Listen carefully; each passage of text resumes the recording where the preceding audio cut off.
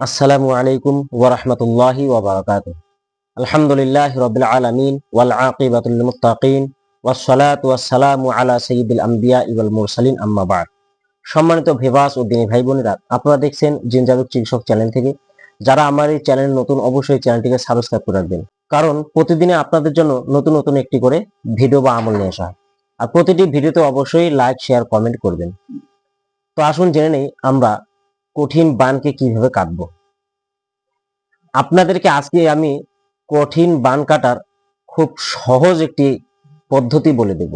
ইনশাল্লাহ এই পদ্ধতিতে কাজ করবেন, সেই বান কি হবে, কেটে যাবে। মানুষকে ক্ষতিগ্রস্ত করার জন্য, বা মানুষের পিছনে দুশ্মন লাগার কারণে, বা মানুষের সঙ্গে শত্রুতামি করার কারণে বিভিন্ন রকম ভাবে বান মেরে থাকে। কালো বান থেকে শুরু করে, নীল বান থেকে শুরু করে বান বিভিন্ন রকম জিনিসের উপর মারা যায়, বা বান বিভিন্ন রকম জিনিস দিয়ে মারে। কেউ পুতুলের উপর, কেউ পাথরের উপর, কেউ গাছের উপর, কেউ কলা গাছের উপর, কেউ শিঙি মাছ দিয়ে, কেউ আবার ব্যাঙ দিয়ে, কেউ টিকটিকি দিয়ে, কেউ গুই সাপের মাধ্যমে, ইত্যাদি অনেক আছে। তো বিভিন্ন রকম বান মেরে থাকে। তো কোনো কোনো সময় রুগী মৃত্যুর পর্যায়ে চলে যায়, এবং মানুষকে এরকম কঠিন বান মারা হয় যে সেই বানের কারণে তার জান চলে যায়। তো মানুষ অন্যায় করতে পারে বা মানুষের দ্বারা ভুল হতে পারে, তাই বলে যে মানুষকে এরকম ভাবে বান মেরে দুনিয়া থেকে বিদায় করে দেওয়াটা, এটা একদম নিকৃষ্ট কাজ আমি মনে করি। খুব জঘন্যতম একটি কাজ এটা। এরকম মানুষকে বান করে মারাটা, উনি একজন হত্যাকারী, আমি এটা মনে করি। এখন আপনারা যেটা মনে করেন অবশ্যই কমেন্টে জানাবেন। তো আমার মনে হয় সে মানুষটাকে কাতিল বলা দরকার, যে ও মানুষকে ডাইরেক্ট হত্যা না করে ও একটা মন্ত্রতন্ত্র করে বা বান মেরে ওনাকে হত্যা করলো। ব্যাপার তো একই হয়ে গেল, যে হত্যা করে দিল মানুষকে।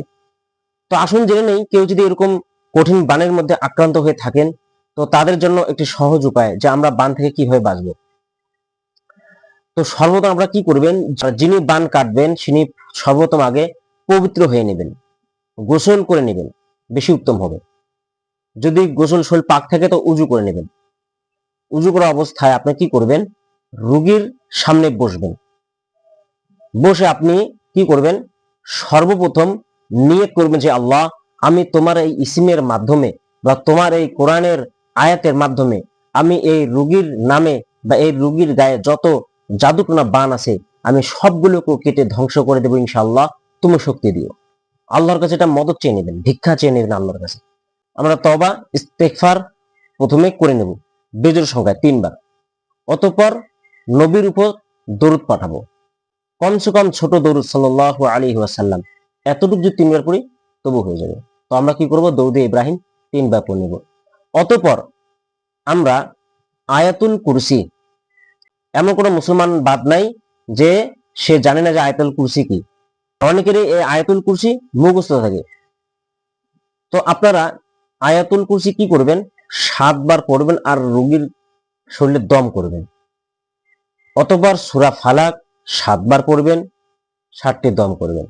অতঃপর সূরা নাস 7 বার পড়বেন, 7টি দম করবেন। প্রতিবারে আপনারা কি করবেন, বিসমিল্লাহ সহকারে পড়বেন। সূরা ফালাক পড়ার সময় শুরুতে বিসমিল্লাহ, সূরা ফালাক শেষ, ফির দম করলেন, ফির আবার বিসমিল্লাহ পড়লেন, আবার সূরা ফালাক পড়লেন, আবার দম করলেন, আবার বিসমিল্লাহ পড়লেন, আবার সূরা ফালাক পড়লেন, আবার দম করলেন। এরকম ভাবে 7 বার করে 7টি দম। সূরা নাস পড়ার সময় ঠিক একই নিয়ম, আপনি বিসমিল্লাহ পড়ে সূরা নাস পড়ে দম করবেন, আবার বিসমিল্লাহ, আবার সূরা নাস, আবার দম, এরকম ভাবে করবেন।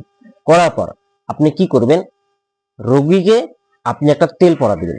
ওই রোগীকে আপনি একটা তেল পরা দিবেন। তেলটা পরার কি নিয়ম কি, আপনি সুন্দরভাবে আপনি একটা পাত্রের মধ্যে তেল নেবেন, কোনো শিশির মধ্যে হোক বা কোনো একটা গ্লাস বা বাটি কাপের মধ্যে হোক। মোটামুটি আপনারা 1.5 থেকে 200 গ্রাম তেল নেবেন, যেন রোগী সারা শরীরে যেন ভালোভাবে মালিশ করতে পারে, তেলটা যেন তাড়াতাড়ি যেন শেষ হয়ে না যায়। যার কারণে বলছি যে কমসে কম 150 থেকে 200 গ্রাম তেল নেবেন। নিয়ে আপনারা প্রথমে দরুদ শরীফ 11 বার পরে ওই তেলের মধ্যে দম করবেন। দরুদে ইব্রাহিম, যেটা হচ্ছে আল্লাহুম্মা সাল্লি আলা মুহাম্মাদিন ওয়া আলা আলি মুহাম্মাদিন কামা সাল্লাইতা আলা ইব্রাহিম ওয়া আলা আলি ইব্রাহিম ইন্নাকা হামিদুম মাজিদ। আল্লাহুম্মা বারিক আলা মুহাম্মাদ ওয়া আলা আলি মুহাম্মাদ কামা বারাকতা আলা ইব্রাহিম ওয়া আলা আলি ইব্রাহিম ইন্নাকা হামিদুম মাজিদ। এরকম ভাবে আপনারা কি করবেন, দম করবেন তেলের উপর। 11 বার দরুদ শরীফ পড়ে দম করার পর আপনারা কি করবেন, সূরা ফাতিহা, আপনারা সূরা ফাতিহা 11 বার পরে ওই তেলের উপরে দম করবেন। সূরা ফাতিহা বলতে আলহামদু শরীফ, যেটা আমরা নামাজের শুরুতে আমরা পাঠ করি।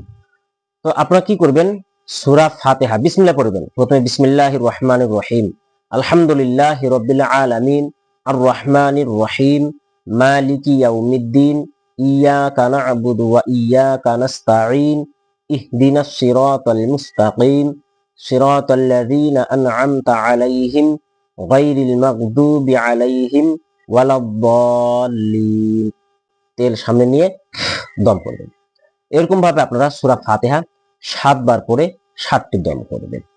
অতঃপর সূরা ইয়াসিন 22 নাম্বার পারা শেষ, 23 নাম্বার পারা শুরু, সেখানেই পাওয়া যাবে সূরা ইয়াসিনকে। যত সম্ভব 36 নাম্বার সূরা। তো 36 নাম্বার সূরা সূরা ইয়াসিন।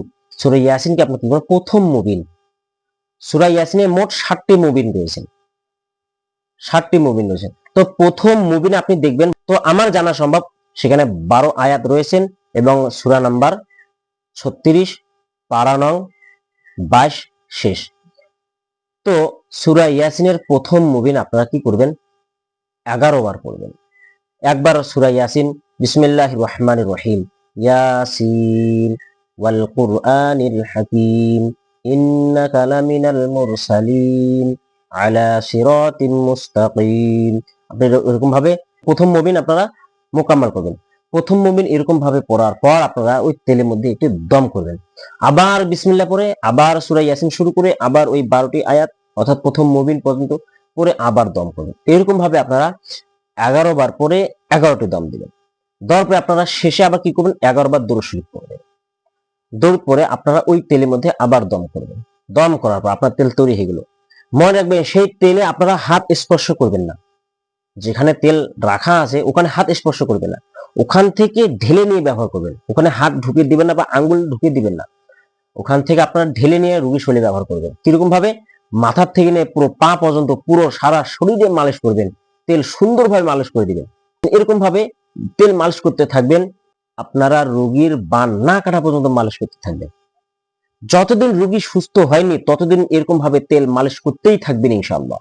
সমস্ত রকম জাদুটোনা বান দেখবেন সব ধুয়ে চলে গেছে। আশা করি আপনারা বুঝতে পেরেছেন। আসসালামু আলাইকুম ওয়া রাহমাতুল্লাহি ওয়া বারাকাতুহু।